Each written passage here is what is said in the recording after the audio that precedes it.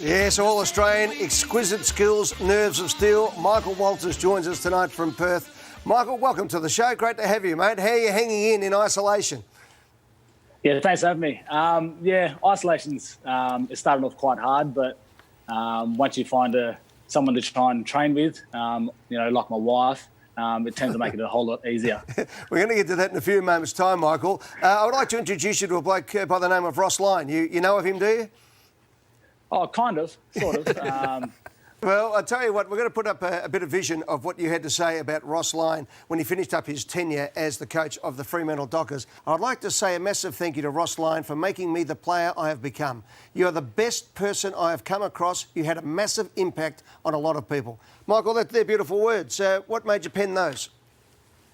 I guess, obviously, everyone knows me and Ross has had a pretty close relationship ever since he got to the club. And, and those words, they were definitely from my heart. I mean, he's one of those guys that gives you the kick in the butt that you need whenever you need it, but also, he wraps his arms around you at times as well whenever you need that. So, that was just something that I had to get off my chest, and there's no format like Instagram to do that, to let everyone know how much he meant to me. Good on you, mate. And he went to private on Instagram after that, so he must have copped a lot of abuse.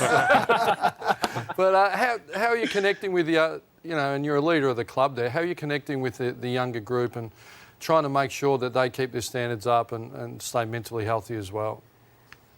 Yeah, I mean, I've been doing what I've been doing over the last couple of years. I'm straight out to them whenever they need it, but also I'm like you, I give them a cuddle whenever they need that also. But, I'm getting older now. I'm going to be 30 next year, and I'm trying to pass on as much knowledge as I can to those younger players. But also, like I said, whenever they are going through some hardship or whatever, I'm going to try and be there and help them out as much as I can. So, Michael, it's a famous story now, but you talked about him giving you a kick. So Ross sent you back to Swan Districts, told you had to lose a bit of weight, get your skin folds down. How long did you sulk, and when did you decide you were going to get your act together? There's a lot of other words too. Ross sort of... Ross was pretty good about it. It was pretty straight up, which is what I needed. I didn't want anyone beating around the bush. I couldn't deal with that. For me to go back and do what I had to do, I needed someone like Ross with that strong personality to come out and just be brutally honest. And he did that.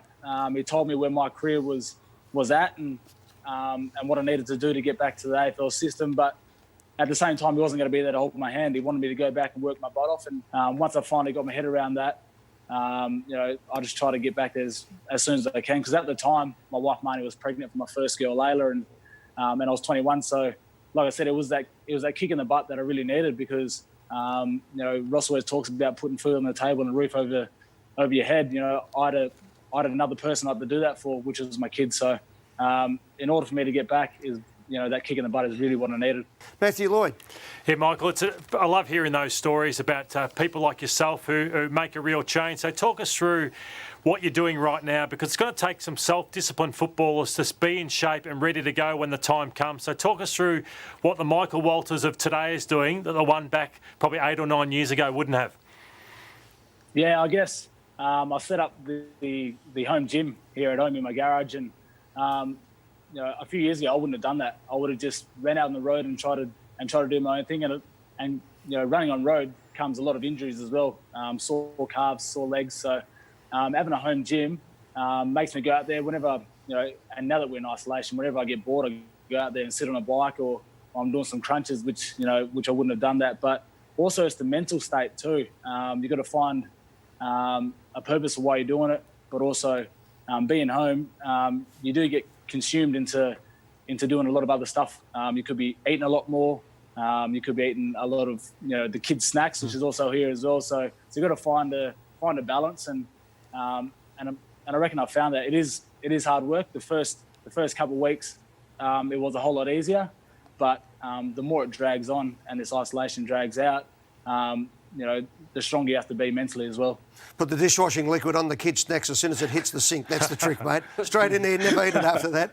Hey, Michael, you've adapted quicker than most to isolation. This was an internet sensation, an Instagram sensation. Have a look at Michael before we went into isolation. But he worked out you don't need a crowd when you're Michael Walters. I actually had that plan for a while too. So I was dying to use it.